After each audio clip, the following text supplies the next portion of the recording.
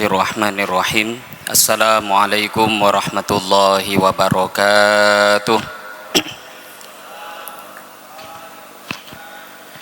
Innal hamdalillah nahmaduhu wa nasta'inuhu wa nastaghfiruhu wa nu'minu bihi wa natawakkalu alaihi wa na'udzu billahi min syururi anfusina wa min sayyiati a'malina.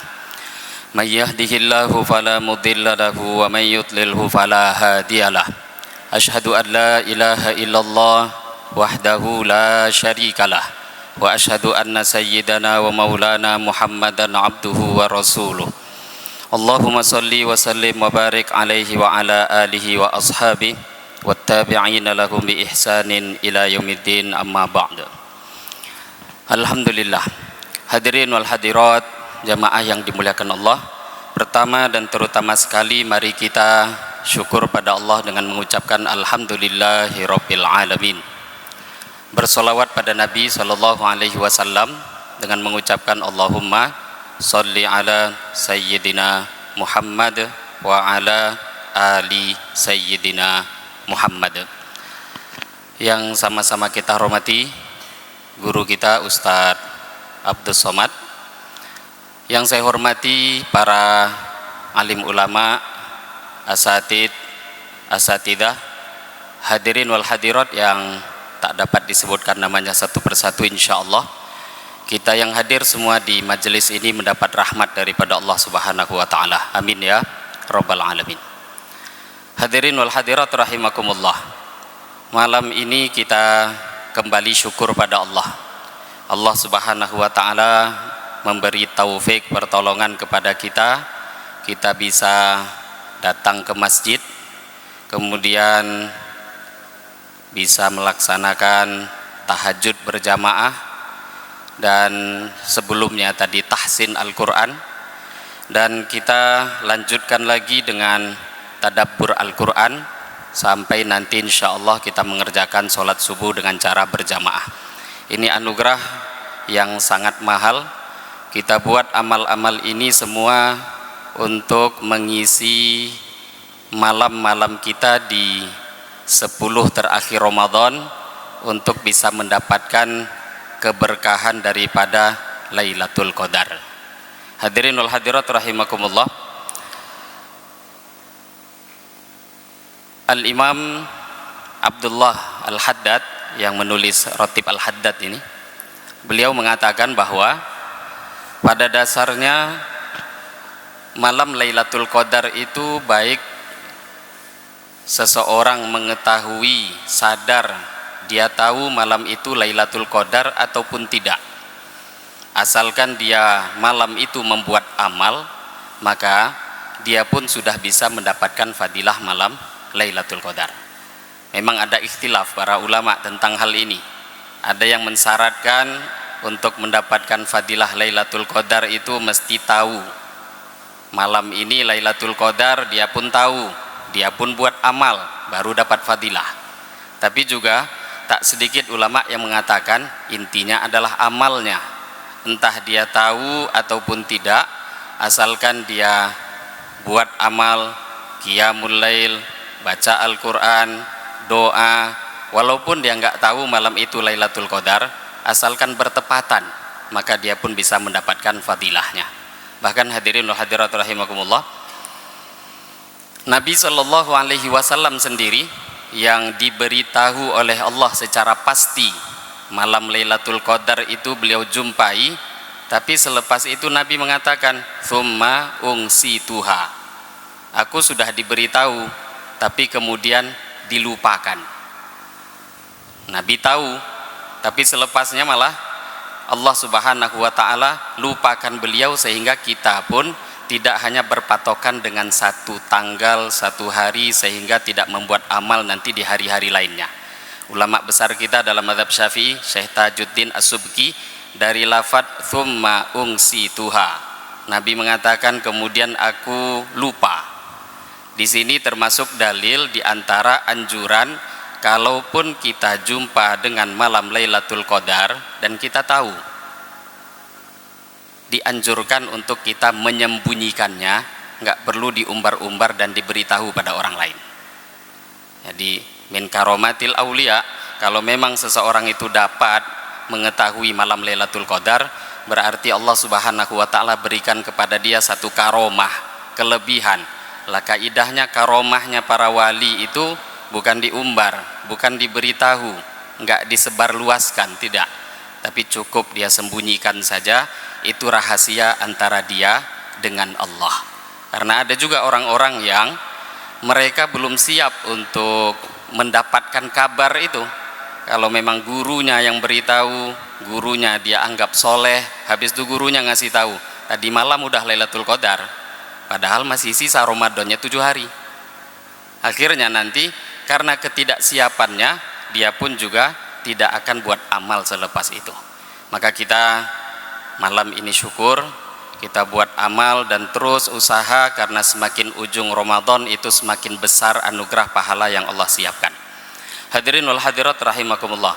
Malam ini kita sedikit akan tadabbur ayat Al-Quran.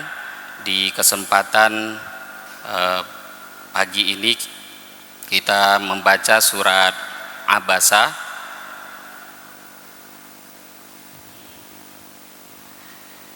Bismillahirrahmanirrahim. Makkiyah. Surat Abasa ini diturunkan di Mekah, ada 42 ayat. Bismillahirrahmanirrahim. Abasa wa tawalla an ja'ahul a'ma wa ma yudrika la'allahu yazzakka aw yadhakkaru fatanfa'ahu dzikra.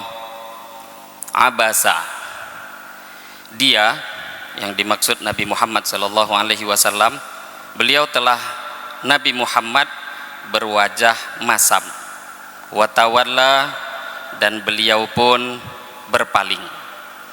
Angja'ahul a'ma, angja'ahu karena seorang yang buta datang kepada beliau, al-a'ma satu orang yang buta, yang dimaksud adalah Abdullah bin Ummi Maktum. Wa ma yudrika la'allahu yazzakka. Wa ma yudrika, tahukah engkau, yang dimaksud Nabi Muhammad, la'allahu yazzakka, boleh jadi dia ingin mensucikan dirinya daripada dosa, beriman pada Allah, belajar ilmu. Au yadzakkaru fatanfa'ahu dzikra, atau dia ingin mendapatkan pengajaran, fatanfa'ahu dzikra, sehingga dia pun mendapatkan manfaat daripada pelajaran itu. Amma man istagna, adapun orang, amman, adapun orang istagna yang merasa cukup, orang-orang yang tak mau beriman, fa anta, engkau wahai Muhammad, malah engkau lahu pada orang tadi, tasodda, engkau malah memberikan perhatian. Wa ma alaika alla yazzakka, wa ma alaika, padahal tidak ada celaan atas engkau, alla yazzakka, kalau orang itu tidak mau mensucikan diri, kalau mereka pun tak mau beriman pada Allah. Wa amma man ja'aka yas'a, wa amma man, adapun orang, ja'aka yang datang kepada engkau Muhammad, yas'a dengan bersegera mau mendapatkan pengajaran, wa huwa yaksha, dan dia yaksha, takut kepada Allah, fa anta, malah engkau anhu daripadanya, talaha, engkau malah mengabaikan. Ayat 1 sampai 10. Ini membahas, ayat ini diturunkan ketika Nabi Shallallahu Alaihi Wasallam sedang sibuk berdakwah dengan beberapa tokoh-tokoh orang Quraisy. Tokoh-tokoh Quraisy yang tidak beriman, Utbah, Syaibah, yang keduanya putra dari Rabi'ah, Abu Jahal bin Hisham, Abbas bin Abdul Muttalib, Umayyah bin Khalaf, Walid ibn al-Mughirah. Nabi sedang dakwah mengajak mereka masuk Islam. Nah, di tengah-tengah beliau sedang dakwah tadi, datanglah satu orang sahabat. namanya Abdullah bin Ummi Maktum, dan beliau ini buta, bertanya tentang agama. Lah Nabi tidak memperhatikan sampai Abdullah bin Ummi Maktum itu bertanya beberapa kali, karena Nabi ingin memberikan perhatian lebih kepada orang-orang musyrik Mekah. Padahal mereka sebenarnya orang-orang ini pun juga tak mau beriman, tapi harapan Nabi tinggi. Harapan Nabi bagaimana orang ini diperhatikan lebih sehingga nanti bisa beriman pada Allah. Asbab Nabi memberikan perhatian lebih pada orang yang sebenarnya tidak pantas diberikan perhatian lebih, yang seharusnya diberikan perhatian lebih, seperti Abdullah bin Ummi Maktum, karena memang kecintaan agamanya itu besar.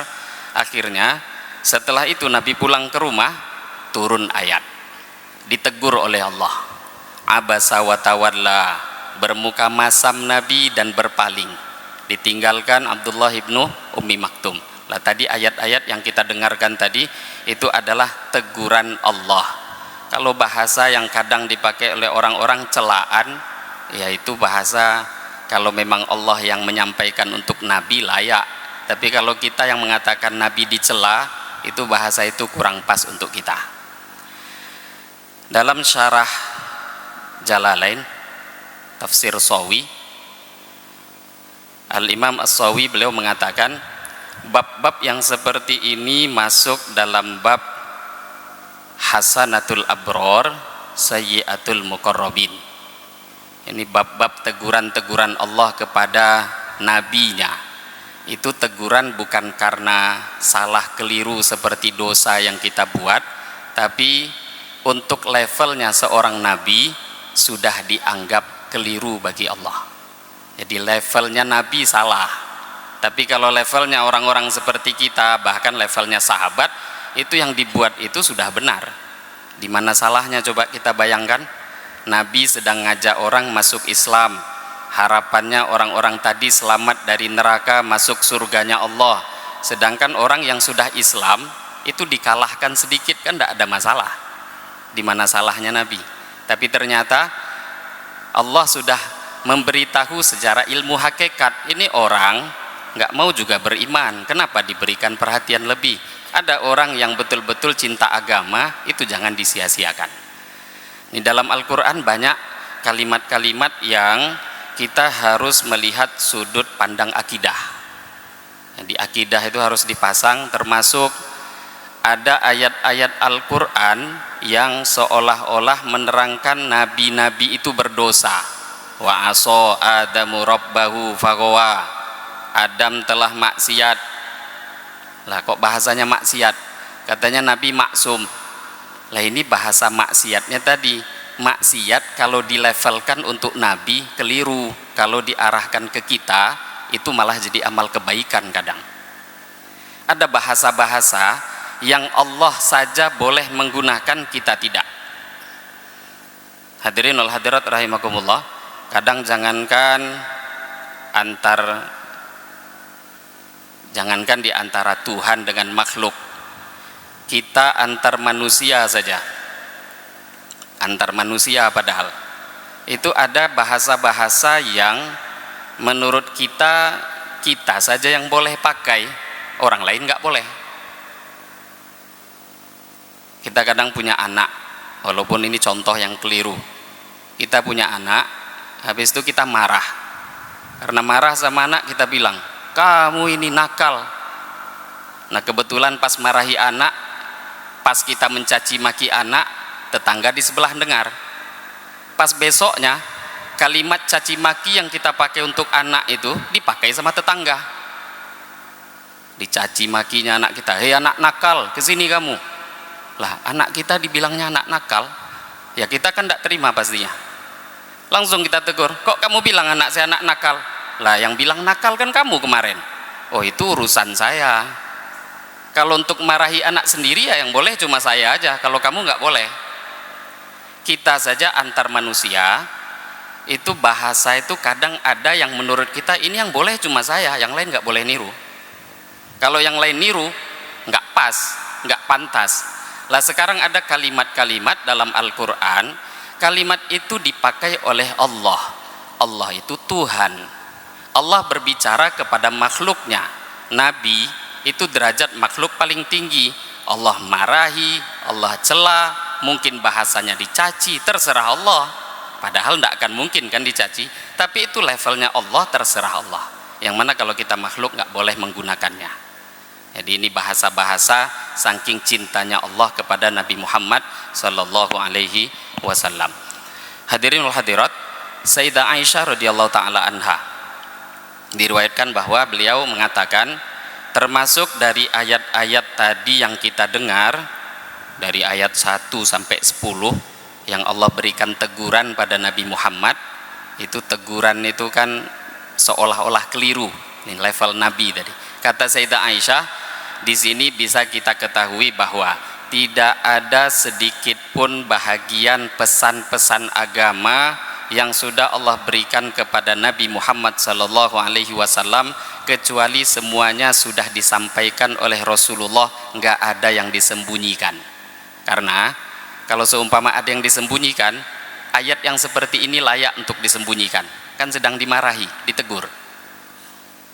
Kata Sayyidah Aisyah, seumpama ada ayat yang seperti ini, abasa wa tawadla an ja'ahul a'ma wa ma yudrika la'allahu yazakka, sampai ayat-ayat setelahnya. Kalau memang Nabi mau menyembunyikan, ini layak untuk disembunyikan. Jadi kalau ada orang mengatakan Nabi itu menyembunyikan ayat, salah.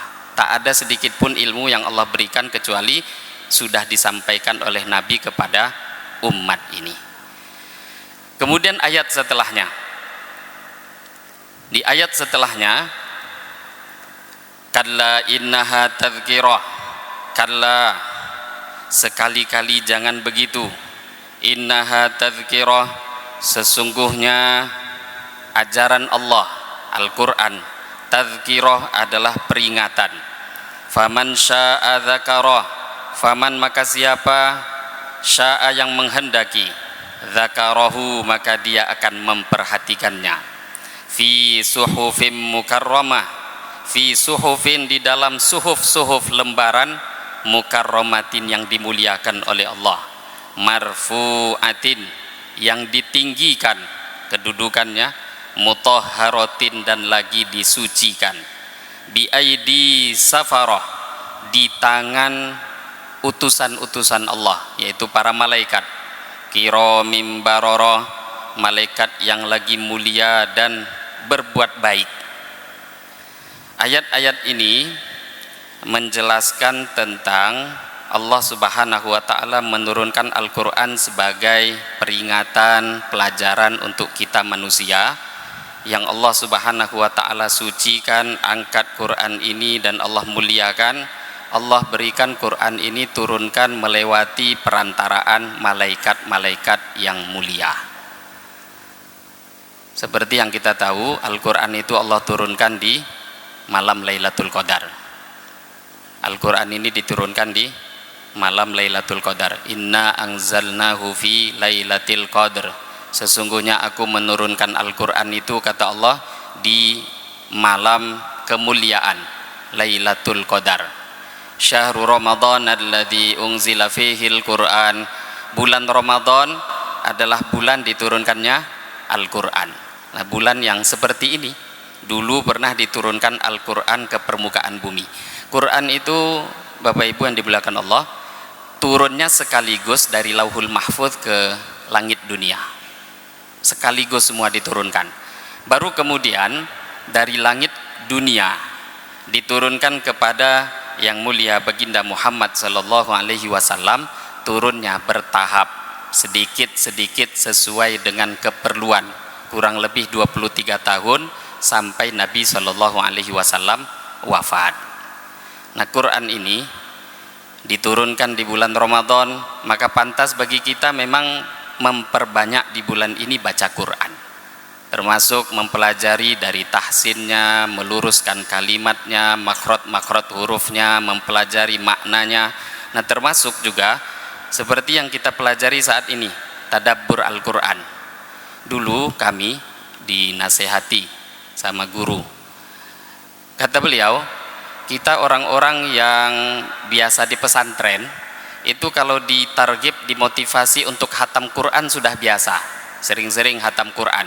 Tapi ada beberapa amal yang penting sebenarnya tapi dilupakan oleh kita umat Islam, yaitu perlu juga kita mentargetkan menghatamkan Al-Quran, terjemahan Al-Quran.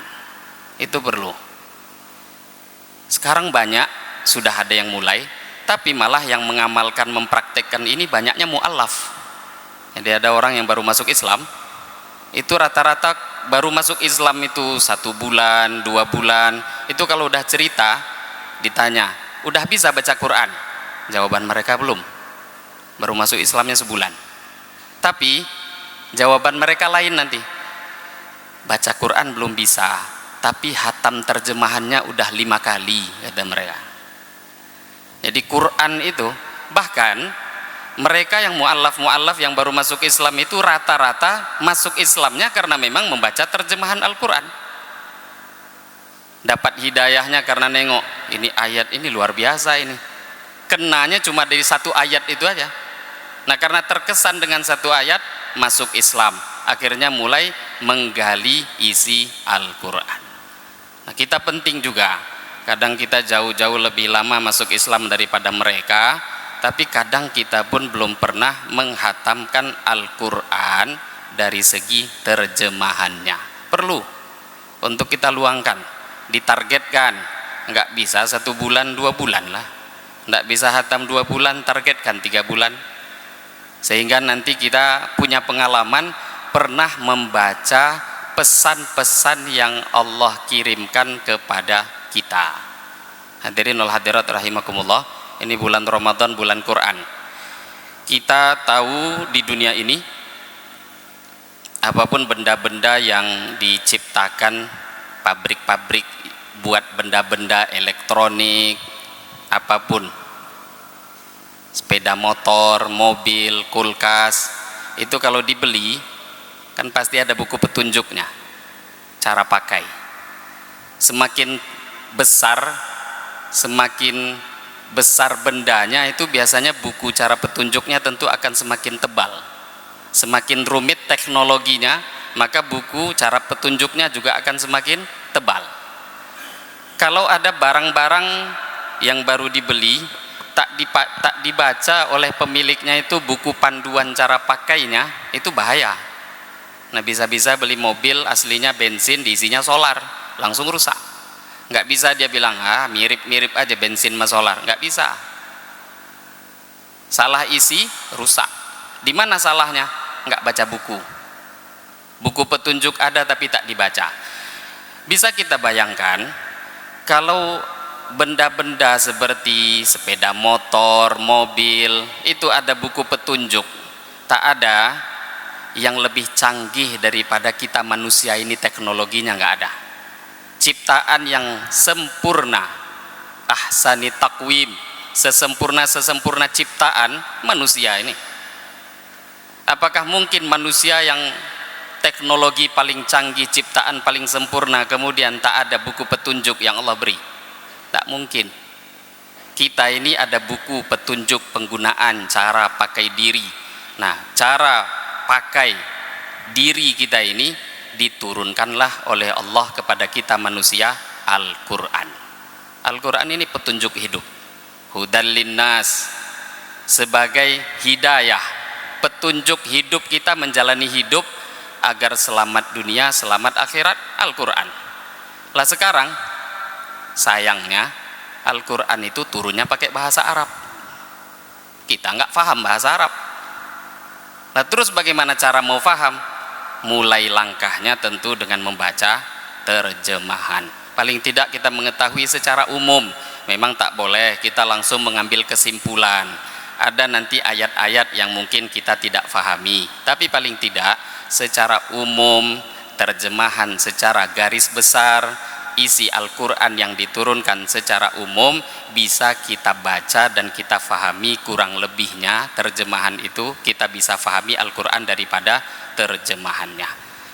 Allah Subhanahu wa ta'ala turunkan di Ramadan ini sebagai pelajaran peringatan juga bagi kita untuk mengisi hidup kita, menjalani hidup ini sesuai dengan Al-Quran. Kutilal insanu ma akfarah. Kutilal insan, celakalah manusia, ma akfarahu, alangkah kufurnya manusia. Min ayyi syai'in khalaqah, dari apa dia diciptakan. Min nutfatin, dia diciptakan daripada nutfah, setetes air mani. Khalaqahu faqaddarah, Allah telah menciptakannya kemudian menentukan takdirnya. Tsummas sabila yassarah, kemudian selepas itu Allah berikan jalan, yassarahu, yang Allah mudahkan. Kenapa manusia kafir? Karena manusia nggak tahu diri, lupa dengan dirinya, tak mau kenal dengan Allah, padahal Allah yang menciptakan dia. Dia diciptakan daripada air yang hina. Kenapa tak mau kenal dengan Tuhan yang menciptakannya? Bahkan bukan hanya itu, Allah ingatkan, setelah diciptakan di perut ibu kita kurang lebih 9 bulan, dimudahkan pula oleh Allah jalan keluar. Kalau bukan Allah tolong, nggak bisa. Bayi yang berada di perut ibu itu awal mulanya ya tegak, kepalanya itu di atas, tapi kalau sudah mau keluar, udah jelang 9 bulan, itu Allah beri ilham tuh langsung balik sendiri. Ada juga yang tak mau balik, sungsang jadinya kan. Secara umum Allah beri ilham, Allah mudahkan bayi-bayi itu keluar daripada perut ibunya. Tsumma amatahu fa akbarah, kemudian Allah matikan dia dan Allah menguburkannya. Tsumma idza syaa'a ansyarah, kemudian jika dia Allah menghendaki, angsyarahu, Allah subhanahu wa ta'ala pun membangkitkannya kembali. Kalla lamma yaqdima amarah, sekali-kali jangan begitu, dia manusia itu belum melaksanakan apa yang dia Allah perintahkan kepadanya. Falyangduril insanu ila ta'ami, hendaklah manusia melihat, memperhatikan apa yang mereka makan. Anna sobabnal ma'a sobba, sesungguhnya kami telah mencurahkan air daripada langit, sobba, dengan berlimpah. Thumma syaqaqnal arda syaqqa, kemudian kami belah bumi dengan sebaik-baiknya. Fa'angbatna fiha habba, lalu kami tumbuhkan padanya biji-bijian. Wa inabau wa qotba, anggur dan sayur-sayuran. Wa zaituna, buah zaitun. Wa nakhla, dan pohon kurma. Wa hadaiqa gulba, kebun-kebun yang rindang. Wa fakihata wa abba, buah-buahan dan rerumputan. Mata'an, sebagai kesenangan lakum bagi kalian. Wali an'amikum, dan bagi hewan-hewan ternak kalian. Ayat ini Allah subhanahu wa ta'ala menceritakan tentang anugerah-anugerah yang Allah berikan pada kita manusia. Dan di sini juga pelajaran untuk mengenal Allah. Langkahnya juga diantaranya Allah ajarkan kepada kita, lihat dan pelajari juga makhluk-makhluknya Allah. Nggak mungkin kita bisa kenal Allah langsung kalau kita nggak mempelajarinya juga dari makhluk-makhluknya Allah. Ciptaan-ciptaan Allah yang ada di dunia, adanya langit, adanya bumi, adanya bintang, buah-buahan, makanan-makanan yang Allah ciptakan, semuanya ada, tentu menunjukkan ada yang mengadakannya. Siapa? Allah subhanahu wa ta'ala. Nah, ini semua Allah berikan peringatan kepada kita agar kita ini bersyukur pada Allah. Tak bisa kita lepas sedikit pun daripada Allah. Makan pun kita berhajat daripada Allah, minum pun berhajat daripada Allah. Lah kok bisa-bisanya tidak mau taat pada Allah subhanahu wa ta'ala. Fa idza ja'atis shakhah, maka apabila datang suara yang tiupan sangkakala, suara yang memekakkan. Yauma yafirrul mar'u min akhi, hari pada waktu manusia lari daripada saudaranya. Wa ummihi, dari ibunya. Wa abihi, dari ayahnya. Wa sahibatihi, daripada istrinya. Wa banihi, lari daripada anaknya. likulli imri'in, karena setiap orang, minhum daripada mereka, yauma idzin pada hari itu, sya'nun punya urusan, yugnihi yang menyibukkan diri mereka. Keadaan akhirat diingatkan di dalam bahagian ayat terakhir dalam surat ini. Kalau sudah ditiupkan sangkakala sampai di akhirat, maka nanti manusia kalau sudah sampai di akhirat, urusannya sudah terlalu besar di sana. Di dunia ini ada namanya persahabatan, orang tua anak, kawan karib. Tapi kalau sudah sampai di sana, hampir semua persahabatan, bahkan hubungan orang tua anak, kawan dengan kawan, karib kerabat, suami dengan istri, itu semua nanti akan terputus di akhirat. Hampir keadaan manusia seperti itu.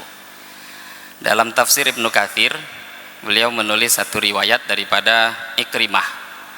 Beliau menceritakan di akhirat nanti ada satu orang tua mendatangi anaknya. Kemudian dia tanya pada anaknya, wahai anakku, kira-kira menurut engkau saya ini ayah yang seperti apa? Maka anaknya pun mengatakan, ayah yang baik, selalu memberikan kemudahan kami dalam hidup. Engkau orang tua yang baik. Maka ayahnya pun mengatakan, sekarang aku butuh satu pahala kebaikan, karena keadaan yang susah aku butuh engkau memberi aku satu pahala kebaikan.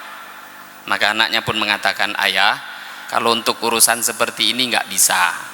Sebagaimana engkau risau bingung dengan kondisi keadaan engkau sendiri, kami pun juga sama. Nah, satu orang laki-laki suami datangi istri juga sama. Wahai istriku, menurut engkau aku ini suami seperti apa? Maka istrinya mengatakan, suami yang baik. Nah, kalau memang saya baik, bisa nggak beri aku satu pahala kebaikan? Istrinya pun mengatakan, nggak bisa. Kalau untuk urusan seperti ini, aku pun juga hajat, perlu sama seperti engkau pun perlu, aku pun juga perlu. Nggak bisa bantu untuk urusan ini. Maka beliau pun Ikrimah mengatakan, itulah makna ayat yang dimaksud ini. Likulli imri'in minhum yauma idzin sya'nu yughni. Setiap orang dalam kondisi kacau balau, bingung memikirkan kondisi kehidupan nasib mereka masing-masing. Itulah kondisi di akhirat.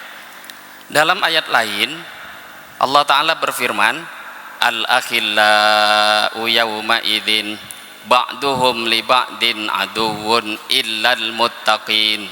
Al-akhilla, orang-orang yang berkasih sayang, orang-orang yang di dunia mesra, orang-orang yang di dunia bersahabat. Yauma idzin ba'duhum li ba'din adu.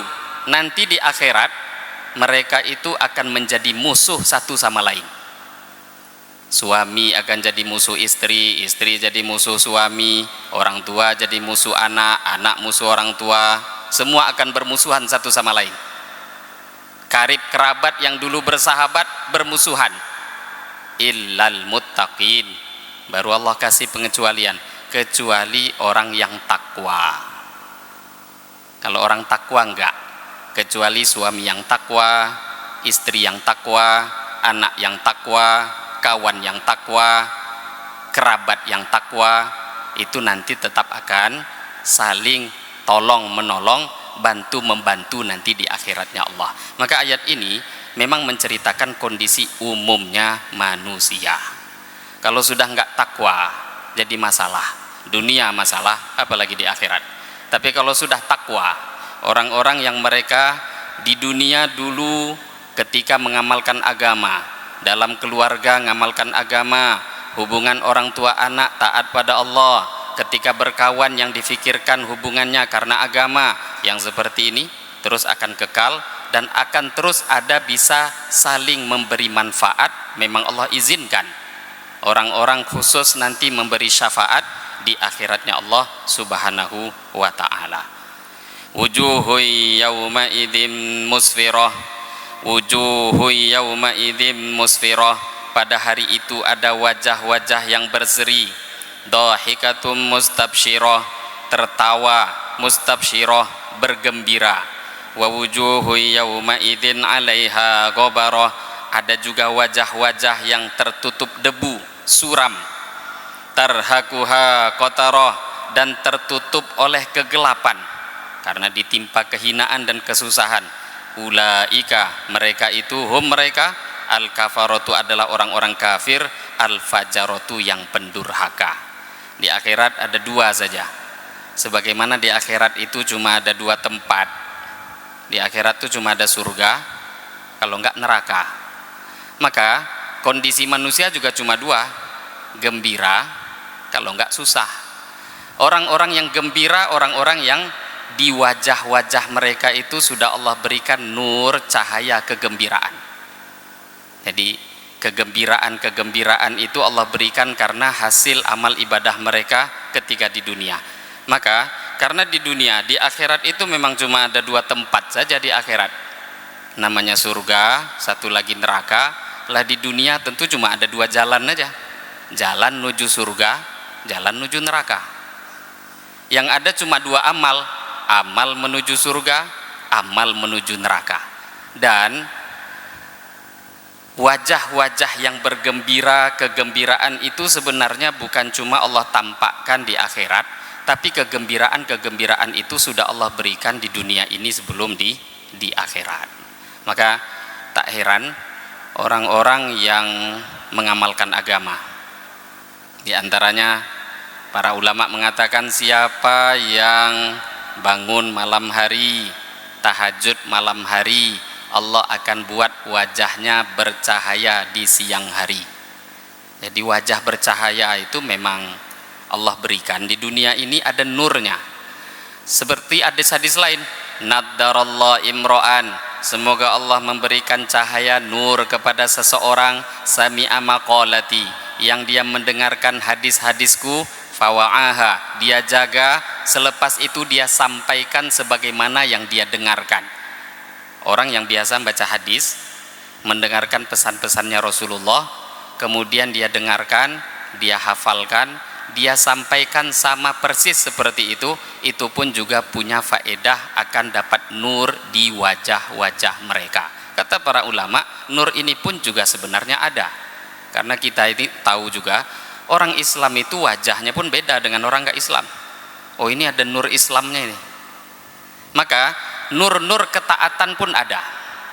Bekas-bekas karena habis mengamalkan amal ketaatan itu Allah akan tampakkan, bukan cuma di akhirat, tapi di dunia ini pun juga Allah Subhanahu wa taala akan berikan sebagai kabar gembira sebelum nanti di akhirat. Kegembiraan di akhirat itu Allah Subhanahu wa taala akan tampakkan dulu di dunia ini. Lah ini hadirin wal hadirat, beberapa tadi satu surat yang kita baca beserta dengan beberapa tadabbur terjemahan daripada surat Abasa.